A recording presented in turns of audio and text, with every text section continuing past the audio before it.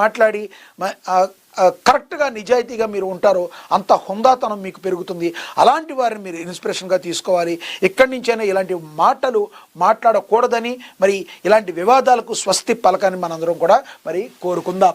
ఇక మనం చూడొచ్చు, ఎవరైనా పార్టీలు పెట్టుకోవచ్చు అని చెప్పి మరి రామచంద్రరావు అయితే మాట్లాడినట్టుగా కూడా దీనిలో ప్రచురించారు. మనకి తెలుసు అంతే కదా. ఇప్పుడు బీజేపీ నేత రామచంద్రరావు గురించి మనకు తెలుసు. ఆయన పార్టీలు కవిత ఏదైతే పార్టీ పెట్టారో దాని గురించి అయితే ఆయన మాట్లాడటం జరిగింది. 100% ప్రజాస్వామ్యంలో ఎవరు సొంత కొంపడు పెట్టుకుంటారో, మీరు ఇండివిజువల్గా పోటీ చేస్తారో రాజ్యాంగం మనకి అది కల్పించింది. కాబట్టి కానీ ఆయన ఏం చెప్తున్నారంటే బీజేపీకి కానీ వీటికి కానీ ఎటువంటి భయం లేదు, బీజేపీ చీఫ్ రామచంద్రరావు కవిత పార్టీతో మాకు ఎటువంటి నష్టం లేదని కూడా ఆయన మాట్లాడటం అయితే జరిగింది. ఇక తెలంగాణలో జనసేన కమిటీలన్నీ రద్దు, కొత్తగా అడ్హాక్ కమిటీలు త్వరలోనే శాశ్వతంగా మరి కమిటీలు వేస్తారని కూడా ప్రచురించడం అయితే జరిగింది.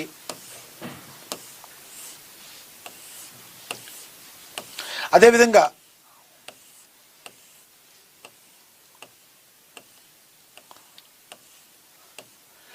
తెలంగాణలో జనసేన పార్టీకి కొత్త ఊపిరి పోసేలా హైకమాండ్ కీలక నిర్ణయం తీసుకుంది.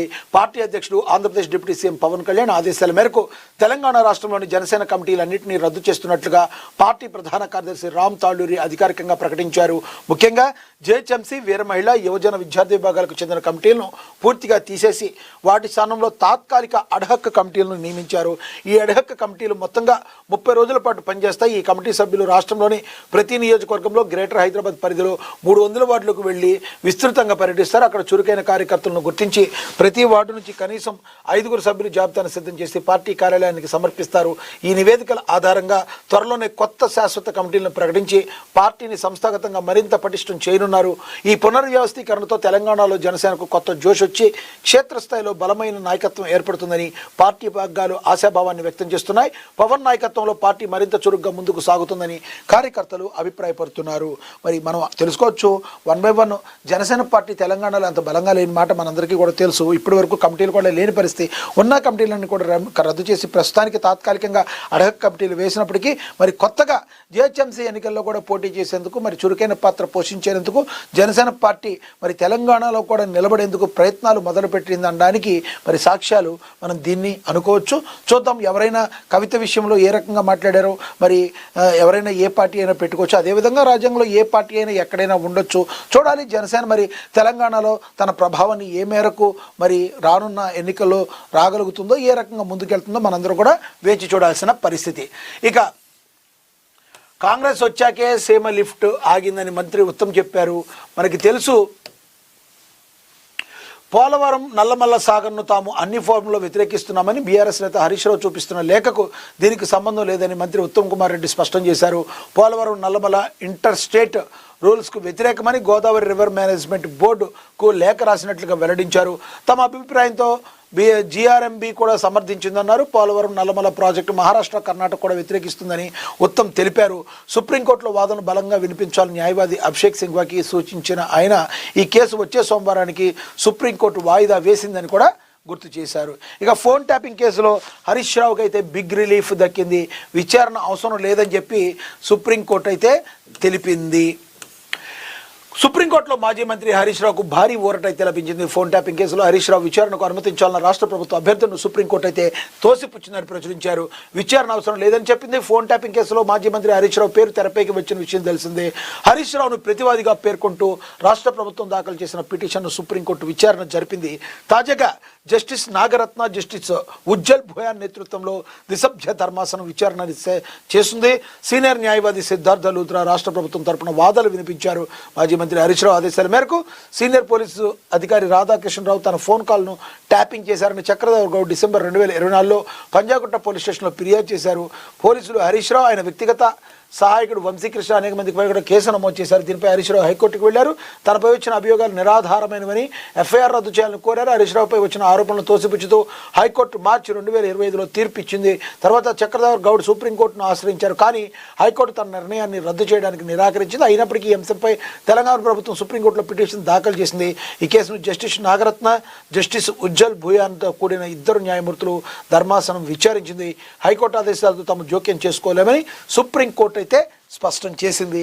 హరీష్ రావు, మాజీ డీసీపీ రాధాకిషన్ రావులపై తెలంగాణ ప్రభుత్వం దాఖలు చేసిన 2 పిటిషన్లు సుప్రీంకోర్టు కొట్టివేసింది. ఒక రకంగా చెప్పాలంటే హరీష్ రావుకి ఇది భారీ ఊరటనైతే మనమైతే చెప్పుకోవచ్చు. సామరస్యంగా పరిష్కరించుకుందాం జల వివాదంపై చంద్రబాబు కీలకమైన వ్యాఖ్యలు చేశారు. ఫస్ట్ నుంచి అడిగేది కూడా అదే. తెలుగు రాష్ట్రాల మధ్య జల వివాదాలపై ముఖ్యమంత్రి చంద్రబాబు నాయుడు స్పందించారు. ప్రపంచ తెలుగు మహాసభల ముగింపు వేడుకల్లో పాల్గొన్న ఆయన 2 రాష్ట్రాల మధ్య ఉండాల్సిన బంధంను, భవిష్యత్తు లక్ష్యాలపై కీలక ప్రసంగం చేశారు. తెలుగు రాష్ట్రాల మధ్య జల వివాదాలు, విభజన సమస్యల కంటే సయోధ్య ముఖ్యమని ఆంధ్రప్రదేశ్ ముఖ్యమంత్రి నారా చంద్రబాబు నాయుడు ఆకాంక్షించారు. రాష్ట్ర విభజన తర్వాత తెలంగాణ ప్రభుత్వం గోదావరి నదిపై ప్రతిష్టాత్మకంగా నిర్మించిన కాళేశ్వరం ప్రాజెక్టు గురించి చంద్రబాబు ఆసక్తికర వ్యాఖ్యలు చేశారు. తెలంగాణ ప్రజల ప్రయోజనాల కోసం కాళేశ్వరం కట్టిన నేను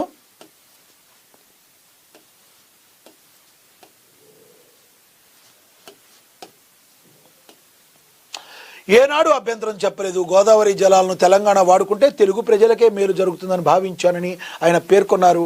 నీటి వినియోగ విషయంలో రాష్ట్రాల మధ్య గొడవలు కాకుండా వనరులను సమర్థవంతంగా వాడుకోవాలన్నది తమ ఉద్దేశమని చంద్రబాబు స్పష్టం చేశారు. మరి జలవనరుల విషయంలో నదుల అనుసంధానం జరగాల్సి ఉందన్నారు. గంగా, కావేరి నదుల అనుసంధానం జరగాలని, తద్వారా దేశమంతా సస్యశ్యామలం కావాలని చంద్రబాబు కోరారు. తెలుగు రాష్ట్రాలు నీటి గొడవల్లో చిక్కుకోకుండా పరస్పర సహకారంతో ముందుకు వెళ్లాలని సూచించారు. తెలుగు ప్రజలు ప్రపంచంలో ఎక్కడ ఉన్నా అగ్రగామిగా ఉండాలన్నదే తమ తపనని అన్నారు. 2047 నాటికి ప్రపంచంలోని తెలుగు జాతి అత్యంతమైన శక్తిగా, జాతిగా ఎదగాలని, విద్వేషాలతో సమయాన్ని వృధా చేసుకోకుండా సమైక్యతతో అభివృద్ధి పదంలో పయనిద్దామని పిలుపునిచ్చారు. తెలుగు రాష్ట్రాల మధ్య ఉండాల్సింది సయోధ్య కానీ విద్వేషాలు కాదన్నారు. జల వివాదాలను సామరస్యపూర్వకంగా పరిష్కరించుకోవాలని, అభివృద్ధిలో తెలంగాణ, ఆంధ్రప్రదేశ్ పోటీ పడాలి తప్ప ఒకరికొకరు ద్వేషం పెంచుకోకూడదని చంద్రబాబు ఈ సందర్భంగా చెప్పారు. రేవంత్ వ్యాఖ్యలపై స్పందించారు. బాబు, కృష్ణా జలాల అంశంపై అసెంబ్లీలో జరిగిన చర్చలో ముఖ్యమంత్రి రేవంత్ రెడ్డి తాను చంద్రబాబుకు రిక్వెస్ట్ చేస్తేనే రాయలసీమ లిఫ్ట్ ఇరిగేషన్ ఆగిపోయిందని ప్రకటించారు. అదే సమయంలో ఒక్క చుక్క కూడా ఏపీ వాడుకోకుండా చూస్తామని సవాల్ చేశారు. దీంతో రాజకీయ దుమారం రేగింది. Rayalaseema lift irrigation project Jagan హయాంలోనే ఆగిపోయిందని ప్రభుత్వం అధికారికంగా ప్రకటన ఇచ్చింది. ముఖ్యమంత్రి మాత్రం ఈ అంశంపై నేరుగా స్పందించలేదు. 2 రాష్ట్రాల వనరుల్ని సమర్థవంతంగా వాడుకోవాలన్నదే తన అభిమతమని ఆయన చెప్తున్నారు. తెలంగాణ చేపట్టిన ప్రాజెక్టులపై ఎలాంటి అభ్యంతరాలు వ్యక్తం చేయడం లేదు. గోదావరిపై కొత్త ప్రాజెక్టులు కట్టుకోవాలని సలహా ఇస్తున్నారు. అయితే ఏపీ ప్రభుత్వం కడుతున్న ప్రాజెక్టులపై కూడా తెలంగాణ నేతలు, రాజకీయ పార్టీల నుంచి వ్యతిరేకత వస్తుంది. ఏపీ జలదోపిడీ చేస్తుందని ఆరోపిస్తుంది. దీంతో జల వివాదం అంతకంతకు పెరిగిపోతుంది. అయితే ఇరువురు రాష్ట్ర ముఖ్యమంత్రులు కావచ్చు, మరి వేరే రాజకీయ పార్టీలు కావచ్చు, ఒక్కటి తెలుగు ప్రజలందరం ఒకటే అనే భావన ఇప్పటికీ ఉంది. తెలుగందరం కూడా మనం బయటికి వెళ్ళి మరి తెలుగుల సత్తా చాటాలి అంటే మనం ఒకరికొకరు సహకారంగా ఉండి ఇరు రాష్ట్రాల ప్రయోజనాల కోసం కృషి చేయాలి. ఈ అన్ని రాజకీయ పార్టీలు ఒకతాటి మీదకి రావాలి, పరస్పర అవగాహనతో ముందుకెళ్ళాలి. కానీ ఈ రకంగా ద్వేష విద్వేషాలను పెట్టుకుంటే మరి అభివృద్ధిలో ఇరు రాష్ట్రాలకు కూడా మరి డ్యామేజ్ జరుగుతుందని చెప్పి చంద్రబాబు హితవు పలకడం అయితే జరిగింది. చూద్దాం రానున్న రోజుల్లో మరి 2 రాష్ట్రాల యొక్క ప్రభుత్వాలు మరి తీసుకున్న నిర్ణయాలు తెలుగు ప్రజలకు ఆమోదయోగ్యంగా ఉండేటట్టు, ఎవరికీ అన్యాయం జరగకుండా, అటు ఆంధ్రప్రదేశ్ ప్రాంతం కావచ్చు, ఇటు మన తెలంగాణ ప్రాంతం కావచ్చు, ఇరు రాష్ట్ర ప్రజలు మరి సంతోషంగా ఉండేలా ఒక నిర్ణయం తీసుకోవాలని, దీనికి ఒక ముగింపు కావాలని మనందరం కూడా ఆశిద్దాం. ఇక మనకు తెలుసు బీఆర్ఎస్ పాలనలో 6000 స్కూల్స్ మూసేస్తే, ఏడాది కాంగ్రెస్ పాలనలో 1500 స్కూల్స్ మూసేశారు. విద్యార్థులు ఇబ్బంది పెడితే వాళ్ళ పక్షాన ఉద్యమిస్తానని, అదేవిధంగా దేశంలో నల్ల జెండాలు ఎగరేసింది టెర్రరిస్టులు, నక్సలైట్లు మాత్రమేని ఏబీవీపీ 44వ రాష్ట్ర మహాసభలో పాల్గొన్న కేంద్ర మంత్రి బండి సంజయ్ అన్నారు. అమరుల త్యాగాల స్ఫూర్తితోనే మోడీ సర్కార్ 370 ఆర్టికల్ రద్దు చేసిందని, అయోధ్యలో రామ మందిరం నిర్మించిందని మరొకసారి ఈయన మరి చెప్పారు. తెలంగాణలో ప్రభుత్వ విద్యా వ్యవస్థ చిన్నాభిన్నమైందని కూడా మరి బండి సంజయ్ ఆరోపించడం జరిగింది. ఓకే, పీఓకేను భారత్లో కలపాలి. బ్రిటన్ ఎంపీ సంచలనమైన వ్యాఖ్యలు చేశారు. Britain MP Bob Blackman Jammu Kashmir అంశంపై సంచలన వ్యాఖ్యలు చేశారు.